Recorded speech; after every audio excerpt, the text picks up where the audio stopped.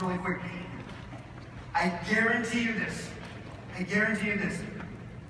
Some of us do it innately. The great marketers in the room do it innately. But if you do this 3, 4, 10, 15 times, it will become innate. It will become natural. Just follow it. So the first one is, Tom talked about it, the stimulus. What is the stimulus? What is the driver? Because if you just got a news item, you want to convert it into a piece, you are here. You got what's the driver that I'm actually using to drive this? Right? That's number one. And we'll run through the framework. Let's just highlight it really high. Number two, you have to connect the problem that is in China to the local audience. Connect the problem to the audience. That's number two. Number three, you have to solve the problem. We call it, hey, can you solve the problem better, faster, cheaper, or best? You don't have to solve it all. The best part of what I love about digital marketing today is you don't have to solve the problem. You can just get them to click on something so that you can get them to a landing page so that you can retarget the crap out of them later. Not about retargeting later, but the idea is you showed them something, they clicked on an ad, they followed you, they built some trust. Does that make sense? So you're constantly in their face. That's solving the problem. And the mediums are super important. Hey, I got this news alert in China. I'm not going to create a postcard campaign around it. That's not good, right? But I can do something else because choosing the medium is kind of very important. Does that framework make sense? Does that framework make sense? Hold on. Are you guys getting value out of this? Because I have a whole other talk called that or cold call. Just want to make sure. Do me a favor, look at everybody and go, energy is a choice. Energy is a choice. Say it again. Energy is a choice. All right, keep going. So let's move. I'm going to move away from China. That one actually kind of like my heart. Let's do oil wars. OPEC is winning. This is good for Calgary and for Houston and for Texas. What's the stimulus? Let's pick a driver. Oil. You don't need to know anything about this topic, right? That's the best part. Somewhere, somehow, there is a conglomeration of nations that are winning an oil war, correct? That's kind of what it's saying, right? Good? Okay. And we're trying to figure out how we connect that to the local audience, right?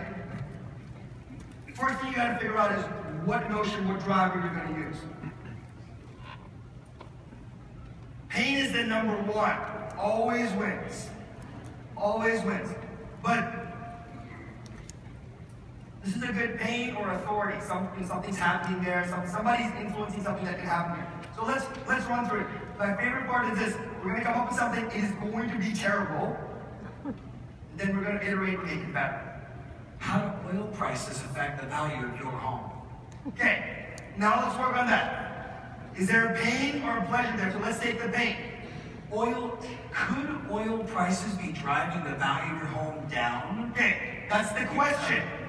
Could oil prices be driving the value of your home down? That's the question. The picture is big oil refinery. And maybe a home sinking into the oil. What? This is what we do. This is no alcohol or required. This is just thinking. This is brainstorming.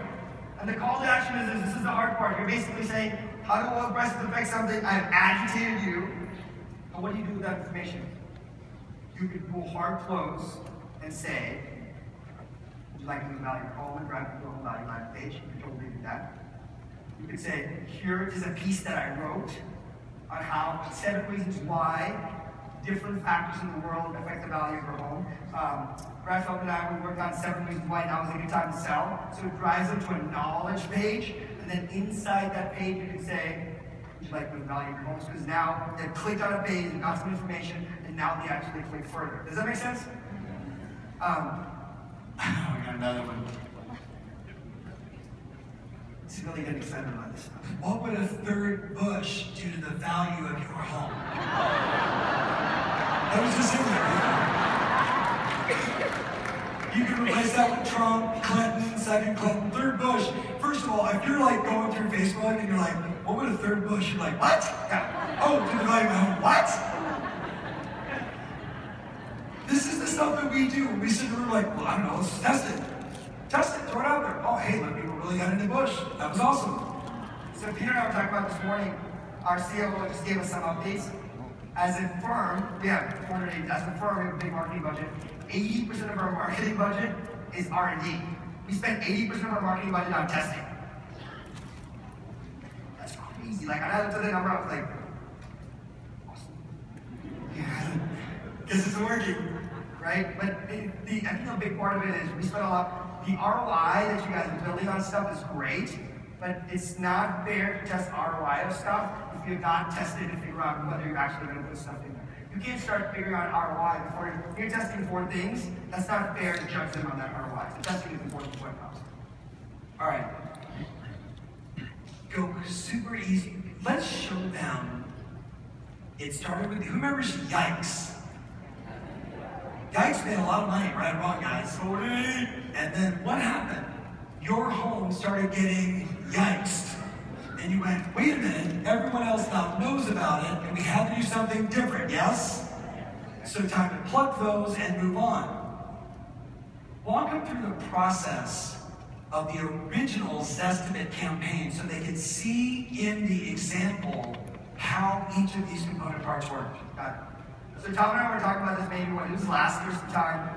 Many of you have heard of the idea of the Zestimate piece. The best part is everyone has an opinion on every marketing piece. We don't care. I'm not attached to it. If it works, great. If it doesn't work, I got like 16 more coming, right? But the idea was this. You pick 10 homes.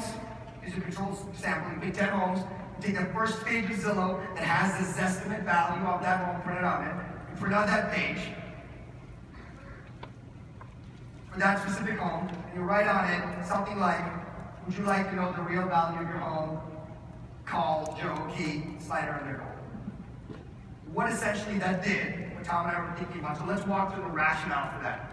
The rationale for that was, we know that hardly any time is the value of a home on the Zestimate greater than what the home's value is, generally speaking. Is that fair to assume?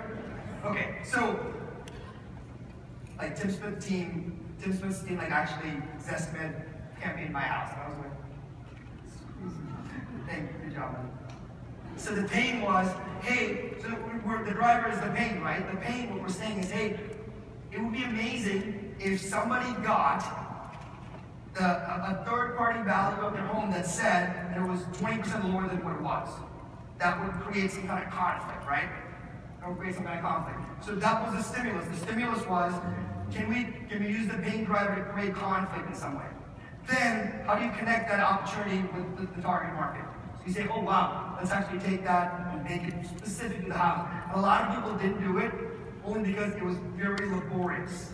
You got to do it for every single home. It's very laborious.